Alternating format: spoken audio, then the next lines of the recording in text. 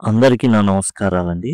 ఇప్పుడు మనం చెప్పుకుంటుంది 'టామ్ జోన్స్ ద ఫౌండ్లింగ్'. ఇది టోటల్‌గా మొత్తం పేరేంటంటే 'the history of Tom Jones a foundling'. Tom Jones అనేటటువంటి ఒక వ్యక్తి ఉన్నాడు. ఆ వ్యక్తి ఎవరు అంటే చిన్నప్పుడే అనాథగా విడవబడినవాడు. ఫౌండ్లింగ్ అంటే చెత్తకుప్పలో పడేస్తారు గదా! పిల్లల్ని. అలాంటి పిల్లల్ని ఫౌండ్లింగ్ అంటారు. అంటే ఎవరో ఒకళ్ళు కనుక్కుంటే ఆ పిల్లోడిని పెంచి పెద్ద చేస్తారు. అలాంటి అబ్బాయి టామ్ జోన్స్. మనం ఈ కథలో ఎన్నో పాత్రలుంటాయండి. ఇది ఎగ్జామ్ పాయింట్ ఆఫ్ వ్యూలో చక్కగా మన ఎస్సేలాగా రాయదగినట్లుగా రూపొందించబడింది. ఏ యూనివర్సిటీ అయినా అనేక యూనివర్సిటీలో ఉందిది. ఆంధ్ర, తెలంగాణ, ఒరిస్సా, ఇటు కర్ణాటక చాలా యూనివర్సిటీల్లో 'టామ్ జోన్స్ ద ఫౌండ్లింగ్' అనేటటువంటి హెన్రీ ఫీల్డింగ్ రాసినటువంటి ఈ పాఠ్యాంశం నవల అయితే ఉంది. కారణం ఎందుకంటే ఇది చాలా ప్రాముఖ్యమైంది. ఎందుకు అంటే నవలలు వచ్చిన కొత్తలో అత్యంత గొప్పగా రాయబడిన నవలగా 'టామ్ జోన్స్ ద ఫౌండ్లింగ్' అనేది పేరు పొందిందనమాట. ఇక మనం చూద్దాం. హెన్రీ ఫీల్డింగ్ 1707లో జన్మించాడు. 1754లో మరణించాడు. ఈయన ఇంగ్లీష్ రైటర్. ఇంగ్లీష్‌లో కథలు ఇయన్నీ నవలలు రాయడం జరిగింది. అండ్ మ్యాజిస్ట్రేట్ ఇతను. అంటే జస్ట్ లైక్ జడ్జ్ అని చెప్తాం చూసారా? అట్లా అనమాట. He was known for the use of humour and satire in his works. అతని వర్క్స్ అన్నిట్లో కూడా నవ్వు తెప్పించేదిగాను అండ్ చాలా సటైరికల్‌గా సమాజం మీద వ్యంగ్యాస్త్రం అనేది ప్రయోగిస్తుందన్నమాట. సమాజం అంతా ఎట్లా ఉందంటే పైన పొటారం, లోన లొటారం. ఓ పక్క నవ్విస్తూనే లోన లొటారాన్ని చూపించడం హెన్రీ ఫీల్డింగ్ యొక్క గొప్పతనం. His 1749 comic novel, The History of Tom Jones a Foundling, was a seminal work in the genre. ఏదైతే ఈ హాస్యభరితమైన నవలలు ఉన్నాయో అందులో అత్యంత ప్రసిద్ధి చెందింది ఈ 'the history of Tom Jones a foundling' అనేది. ఫౌండ్లింగ్ అంటే తల్లి చేత విడవబడినవాడు. అలా ఎవరో ఒకళ్ళు పెంచుతారనమాట. విడవబడిన పిల్లవాడనేసి అర్థం. Tom Jones is a famous book written by Henry Fielding. Henry Fielding రాసిన వాటిల్లో అత్యుత్తమైన నవల ఈ యొక్క Tom Jones. It's a funny story about a boy who was found and adopted by a kind family. ఇతను ఓ పిల్లోడు దొరికాడు. ఆ పిల్లోడిని ఒక మంచి ఫ్యామిలీ, దయ కలిగిన కుటుంబం, చాలా జాలి, దయతో, ప్రేమతో అతన్ని హక్కున చేర్చుకొని పెంచిందనమాట. ఎవరిని? Tom జోన్స్ని. The book tells us about Tom's exciting adventures and how he learns and grows up.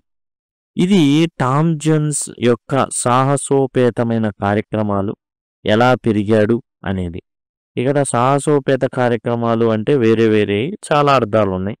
ఇతను పెట్టుకునేటటువంటి ఫైల్ కావచ్చు, ఇతను చేసేటటువంటి కొన్ని హీరోయిక్ డీడ్స్ అవ్వచ్చు, అవన్నీ కూడా ఇందులో ఉంటాయి అన్నమాట. This book is special because it is one of the first novels ever return in English. ఇది నవలలు వచ్చిన తర్వాత రాయబడిన వాటిల్లో ప్రాముఖ్యమైంది. ఇట్ వాస్ పబ్లిష్డ్ ఇన్ 1749, 1749లో రాయబడింది. అప్పుడు దాకా ఏంటంటే నవల అనే దానికన్నీ యాక్చువల్గా ఏది ఉండదు, ప్రాస ఉండదు, ఒక ఏ పద్యాలకు ఉన్నటువంటి ఎట్లాంటి మెట్రిక్స్ ఇవన్నీ ఉండవు. మరి నవల అనేది దేనికి అంటే కథని ఎంత రక్తి కట్టించి చెప్పాలో అది ఉపయోగం నవల అని చెప్పినటువంటి కథల్లో ఇదొకటి. అంటే నవల ఎందుకు వేస్ట్ అని అనుకునే రోజులు అవి. కొత్తగా వస్తుంది, హే నవల ఏంది పాడు, ఏముంది అందులో, ఓ ప్రాస లేదు, ఒక ఇది లేదు, ఒక ఆనందం లేదు చదివితే అని. కానీ ఎప్పుడైతే ఈ కథలు చదవడం మొదలుపెట్టారో అర్థం అవడం మొదలుపెట్టింది నవల యొక్క గొప్పతనం. A famous writer named W. Somerset Maugham included in his list of top 10 best novels in the world. Somerset మోహం అని ఒక రచయిత ఉన్నాడండి, చాలా గొప్ప వ్యక్తి.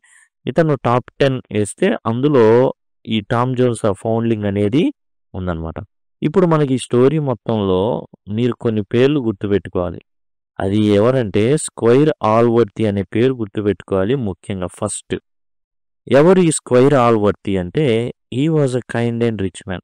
చాలా దయ కలిగినటువంటి ధనికుడైనటువంటి వ్యక్తి ఈ squire Allworthy. One day he found a baby in his bed. చూడండి ఇదంతా కూడా మనం ఏదైతే యూనివర్సిటీ వాటిలో ఎస్ఏ క్వశ్చన్స్ ఇస్తారు కదా, వాటిని రాయడానికి వీలుగా రూపొందించబడింది. దయచేసి గమనించండి.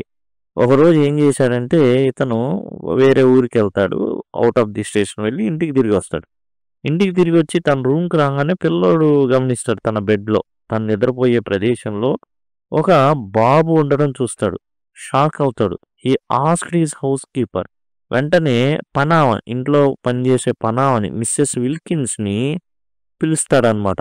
ఏందిది అనేసి. మరి పిల్లోడు ఇక్కడ పంచాయతీలు చేసుకుంటా కూర్చుంటే కుదరదు, పాలు కావాలి, ఏడుస్తూ ఉంటాడు. పాపం వాడికి ప్రతి సెకండ్ కూడా ఏదో ఒక నీడ్ ఉంటుంది to take care of the child. అందుకని మిస్సెస్ విల్కిన్స్కి అప్పచెప్పి చాలా జాలి కలిగినవాడు స్క్వైర్ ఆల్వర్తి. ఎందుకు జాలి కలిగినవాడో, ఎందుకు గొప్పోడయ్యాడో అనేది మనకు చివరికి తెలుస్తుంది. టు కేర్ ఆఫ్ చైల్డ్, పిల్లోడు జాగ్రత్తగా చూసుకోమని మిస్సెస్ విల్కిన్స్కి చెప్తాడు. అంటే తన ఇంట్లో ఉండే ఒక పనామకి జాగ్రత్తగా చూసుకో ఈ బాబుని అనేసి. అయితే మరి ఎవరి బాబు ఏదో మరి కనుక్కోవాలి కదా, చాలా రిచ్ పర్సన్ ఇతను. People said that a young servant name Jenny Jones left the baby there. ఈ పేరును కూడా చాలా బాగా గుర్తుపెట్టుకోవాలి, ఎందుకంటే మన కథలో బాగా మళ్ళీ వినిపించే పేరు జెన్నీ జోన్స్. అక్కడ ఉన్నటువంటి జనాలు మరి ఎవరు వచ్చారో పెట్టారో అంటే కదలికలు తెలిస్తే కదా. ఏం చెప్పారంటే జెన్నీ జోన్స్ అనేటటువంటి అమ్మాయి నీ రూమ్ వైపు తచ్చాడింది కాబట్టి ఆ అమ్మాయి పెట్టుంటుంది అనేసి చెప్పడం జరిగింది జనాలు, అక్కడ ఉన్నవాళ్ళు. Jenny admitted it. జెన్నీ కూడా ఒప్పుకుంది, నేనే ఆ బాబుని తీసుకొచ్చి మీ యొక్క బెడ్ మీద పెట్టింది. But it did not say who the father was. అయితే ఆమె ఏం చెప్పదంటే ఆ పిల్లోడి తండ్రి ఎవరో నోరిప్పదు Jenny Jones. Squire Allworthy decided to raise the baby and named him Tom. ఇక జెన్నీ జోన్స్ అనే అమ్మాయి చాలా ఏంటంటే వయసులో ఉన్నటువంటి అమ్మాయి. ఇది పెద్ద స్కాండల్ అవుతుంది.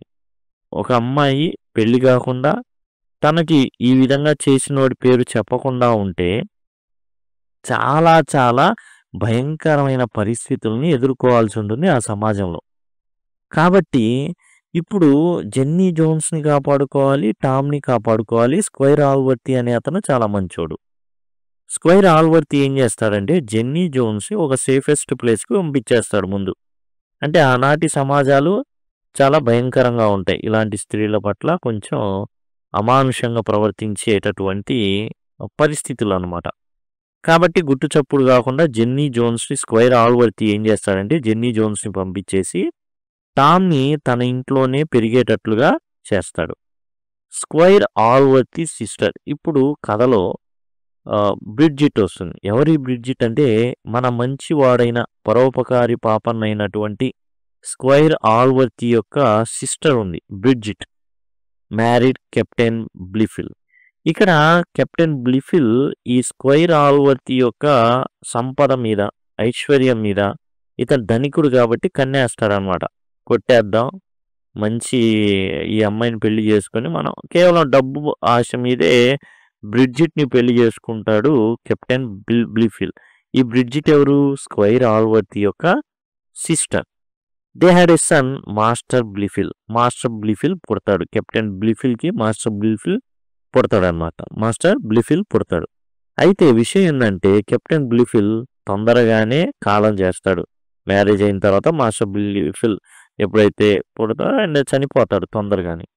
Tom and Master Blifil grew up together. ఇప్పుడు కెప్టెన్ బ్లిఫిల్ లేడు కాబట్టి టామ్కేమో తల్లి ఎవరైతే జెన్నీ జోన్స్ పంపించేశారు, ఇప్పుడు తల్లి లేదు, తండ్రి లేడు.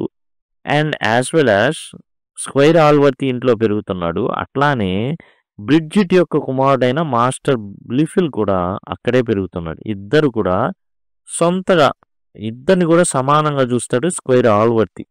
But Blifil was jealous of Tom. మరి నేనేమో నీ సొంత రక్తం, నువ్వేమవుతావు, నాకు మావ అవుతావు, నన్ను జాగ్రత్తగా చూసుకోవాలి, అలాంటిది ఎటు కానోడిని నాతో సమానంగా నువ్వు చూస్తున్నావు అనేసి టామ్ పట్ల బ్లిఫిల్కి చాలా కోపం ఉంటుంది. Tom was friendly with servants and like a girl name Molly. టామ్కేమో అందరినీ సమానంగా చూస్తూ ఉంటాడు, ఎందుకంటే అతని మూలాలు అతనికి తెలీదు యాక్చువల్‌గా. టామ్‌కి తానొక ఫౌండ్లింగ్ అని, ఎవరో ఒక ఆమె పడేస్తే స్క్వైర్ ఆల్వర్తి ప్రేమగా పెంచుకుంటున్నాడనే విషయం తెలీదు ఇయన్నీ గూడా. ఇతను గూడా నా తల్లిదండ్రులు చనిపోయారు అన్నట్టుగా ఇదిలో ఉంటూ ఉంటాడు. అంటే unaware of all these things. ఏం తెలీదు. తెలిసినా పెద్దగా ఏం తెలీదు. తెలియకుండానే పెరుగుతా ఉంటాడు. లేటర్ ఇక్కడ మొల్లి అనేటటువంటి అమ్మాయితో ప్రేమలో పడతాడు. వయసుకొస్తాడు. మొల్లి ఎవరు? యథేచ్ఛగా తిరిగేటటువంటి అమ్మాయి. ఇష్టం వచ్చినట్టు తిరుగుతా ఉంటుంది. మొల్లికి గర్భం వస్తుంది. అప్పుడు టామ్ జోన్స్ ఏం చేస్తాడు? నా బాధ్యత మొల్లిని సపోర్ట్ చేయడం అని. అక్కడ మొల్లి ఏంది? మొల్లికి చాలామంది పార్ట్నర్స్ ఉంటారు. వాళ్ళలో ఎవరో ఒకళ్ళు అనేసి అర్థమైపోయి టామ్ జోన్స్ సైడ్ అయిపోతాడు. Later he fell in with Sophia Western. తర్వాత సోఫియా వెస్ట్రన్ అనేటటువంటి అమ్మాయిని చూస్తాడండి. ఈమె ఎవరంటే ఏ రిచ్ మ్యాన్స్ డాటర్. చాలా ధనికుడైనటువంటి వ్యక్తి కూతురు అనమాట. Sophia loved him too. Sophia కూడా ఈ యొక్క టామ్ జోన్స్ అంటే ఇష్టపడుతుంది. But their families did not approve. కానీ టామ్ జోన్స్ ఎవరు? టామ్ జోన్స్ ఓ ఫౌండ్లింగ్. అంటే పిల్లోడిని కని పడేస్తే పెంచాడు ఇతను. అబ్బాయి గాడు ఏదో పెంచాడు. అలా అంటే తెలుస్తాయి కదా! ఎవడు వాడు, వాడి రకం ఇయన్నీ తెలుస్తాయి. ఈడికి తెలియకపోవచ్చు. అంటే ఈడికి కూడా కొంత అవగాహన ఉంటుంది గానీ, బట్ ఈ విషయాలన్నీ తెలియవు. ఏదైతే జెన్నీ జోన్స్ అనేటటువంటి అమ్మాయి తన తల్లి అని, ఇలాంటి విషయాలు ఏం తెలీదు. జస్ట్ ఎవరు లేరు అనుకున్నట్టుగా టామ్ జోన్స్ పెరుగుతా ఉంటాడు. అండ్ స్క్వైర్ ఆల్వర్తి యొక్క ప్రేమ గారాబాల వల్ల ఫుల్ జోష్‌లో వెళ్తుంటాడు. సోఫియా వెస్టర్న్ రిచ్ పర్సన్ కూతుర్ని ప్రేమిస్తాడు సోఫియా వెస్టర్న్‌ని. అయితే మరి కనుక్కుంటారుగా అబ్బాయి ఎలాంటోడంటే వాడికి ఆస్తి లేదు, పాస్తులు లేవు, ఏం లేవు. వాడు బేకార్‌గాడు. ఎవరో కనిపడేస్తే స్క్వైర్ ఆల్వర్తి పెంచుతున్నాడనే విషయం తెలుస్తుంది. దాంతో ఇంట్లో ఒప్పుకోరు. కాబట్టి తండ్రి ఒప్పుకోడు కాబట్టి సోఫియా వెస్టర్న్ కూడా ఒప్పుకోదు. One day Squire Allworthy got sick. ఒకసారి ఏమవుతుందంటే స్క్వైర్ ఆల్వర్తి మన పరోపకారి పాపన్న పాపం జబ్బు పడిపోతాడు. Thinking he would die he gave money to Tom. ఇక తాను చనిపోతాను కాబట్టి మరి టామ్ ఎటూ లేకుండా పోతాడు కాబట్టి టామ్ కొంత భాగం కొంత డబ్బుల్ని ఇస్తాడనమాట. బ్లిఫిల్ వాజ్ యాంగ్రీ. మరి బ్లిఫిల్ అరే నా మామవురా నువ్వు నాకివ్వాలి గాని అంతే గదా! మరి సిస్టర్ సన్ గాబట్టి నువ్వు నాకివ్వాలి గదా! నువ్వివ్వాలి పోయి దాన్ని ఎవడో వాడికిస్తావేంది? He lied to Squire Allworthy saying Tom was happy about his illness. Tom was banished. ఇక్కడ ఏం జరిగిద్దంటే ఒక పెద్ద పాలిటిక్స్ జరిగిద్దిక్కడ. టామ్ ఏం తెలుస్తుందంటే స్క్వైర్ ఆల్వర్తి జబ్బు పడిపోయి ఆఖరి దినాలు లెక్క పెడుతున్నాడని టామ్‌కి తెలుస్తుంది. పాపం టామ్ బాధలో ఉంటాడు. అయితే టామ్‌కిని డబ్బులు రాసిస్తాడు అందుతాయి. అయితే తర్వాత ఏం జరుగుతుంది అంటే విషయం టామ్‌కి తెలిసింది. ఏమనంటే స్క్వైర్ ఆల్వర్తి యొక్క జబ్బు అంతా తగ్గిపోయింది. బతికి బట్ట కట్టాడనే విషయం తెలుస్తుంది. అరే! మరి నన్ను పెంచుకుంటున్న తండ్రి లాంటి వ్యక్తి మరి మరి బాగుపడ్డాడంటే ఆనందంలో తాగుతాడు. తాగేసి ఊరుకున్నాడుగా ఈ బ్లిఫిల్ గాడిని ఆడుకుంటాడు. కొట్టడం ఇట్లాంటివి జరుగుతాయి. వీడెళ్ళిపోయి వాళ్ళ మామ కంప్లెయింట్ ఇస్తాడు. నువ్వు చచ్చావనుకోని తెగ తాగుతున్నాడు. డబ్బులు ఇచ్చావుగా బాగా తాగుతున్నాడు అనంగానే టామ్‌ని ఇంటి నుంచి బహిష్కరించడం జరుగుతుంది. Tom travelled far and had many adventures. ఇక టామ్ ఇంటి నుంచి బహిష్కరిస్తే ఏం చేస్తాడు? బయటికెళ్ళిపోతాడు. చాలా అడ్వెంచరస్‌గా బతుకుతాడు. అంటే దారిలో వెళ్ళేటప్పుడు ఒక అమ్మాయిని కాపాడతాడు. ఎఫ్ఐఆర్‌లుంటాయి. రకరకాల ఎఫ్ఐఆర్‌లుంటాయి. ఆనాటి సమాజాన్ని సూచిస్తుందనమాట ఇది. పైన పొటారం లోన లొటారం అనే అలాంటిది.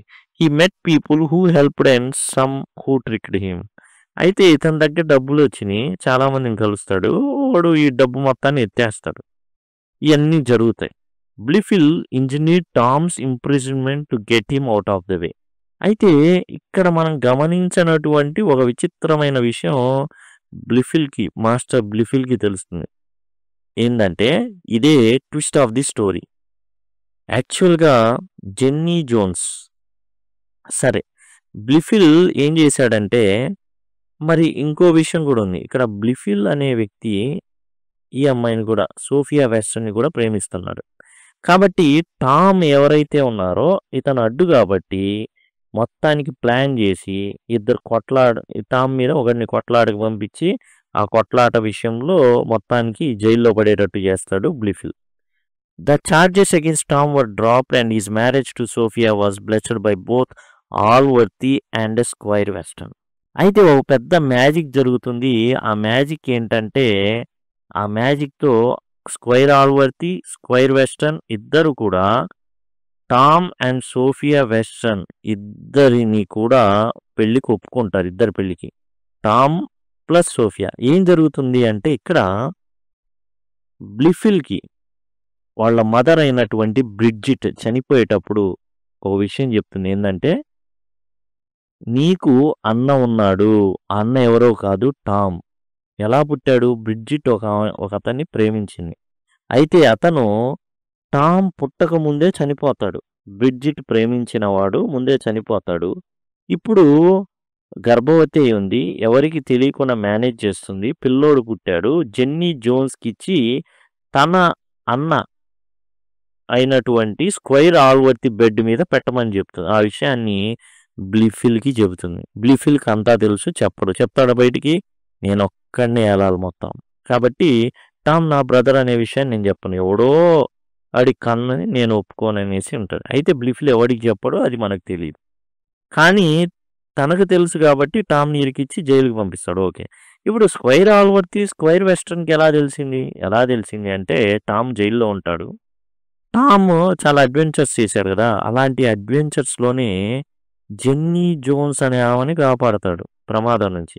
కాపాడడం వరకైతే బానే ఉంటుంది. వాళ్ళిద్దరి మధ్య ఎఫ్ఐఆర్ నడుస్తుంది. అసలు జెన్నీ జోన్స్ ఎవరు? జెన్నీ జోన్స్ ఎవరు అంటే స్క్వైర్ ఆల్వర్తీ ఏమనుకుంటున్నాడు? తల్లి అనుకుంటున్నాడు. ఎవరి తల్లి? టామ్ జోన్స్ యొక్క తల్లి జెన్నీ జోన్స్. ఇప్పుడు ఏం జరిగింది? జెన్నీ జోన్స్‌ని టామ్ కాపాడాడు. ఎఫ్ఐఆర్ కూడా జరిగింది వాళ్ళిద్దరి మధ్య. అప్పట్లో చాలా చిన్న పిల్ల. ఇప్పుడు కొద్దిగా సంవత్సరాల తేడా ఉంటుంది. ఎఫ్ఐఆర్ ఉంటుంది. ప్యాట్రిజ్ అనే క్యారెక్టర్ ఒకటి ఉంటుంది. ఏందంటే అతను చెప్తాడనమాట ఇయన్నీ. అయితే జెన్నీ జోన్స్ రివీల్ చేసిద్దనమాట. ఎవరికంటే స్క్వైర్ ఆల్వర్తీకి. అడుగుతాడు. ఈయన్ని కాపాడే ప్రయత్నం మరి వదులుకుంటాడా టామ్ జోన్స్‌ని పెంచి పెద్ద చేశాడు. మరి జైల్లో ఉన్నాడు. స్క్వైర్ ఆల్వర్తీ మరి కనుక్కుంటా వెళ్ళినప్పుడు జెన్నీ జోన్స్, ప్యాట్రిజ్ వీళ్ళిద్దరూ కూడా టామ్‌కి హెల్ప్ చేయాలని. ఎందుకంటే జెన్నీ జోన్స్ ప్రాణాలను కాపాడతాడు. ప్యాట్రిజ్ అనే వ్యక్తి కూడా ఆ ఊరు నుంచి వెలివేయబడినటువంటి వ్యక్తి. దీనికి రిలేటెడే. టామ్ జోన్స్‌కి రిలేటెడే.